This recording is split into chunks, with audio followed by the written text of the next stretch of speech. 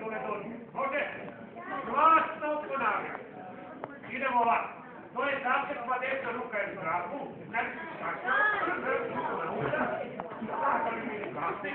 Mogu početi. Pazite sad svi malo pobokite ako treba. Ja počinjem. Dragi naš dedica. Mi ti svake godine obećavamo da ćemo biti jako dobri. Ti, dedica, znaš kak je to teško. Svi nam samo govore.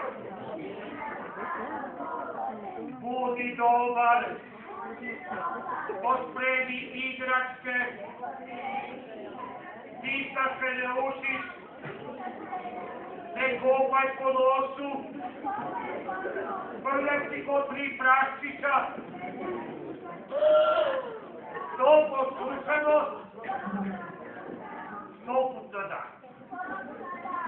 Mi znamo da nam to govore zato jer nas jako vole. Danas obećajemo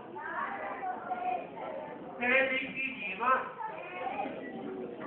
da ćemo od sad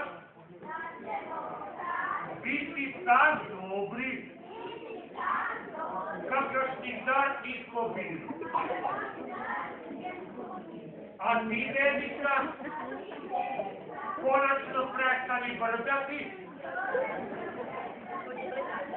i daj počni dijeliti poklone. Molim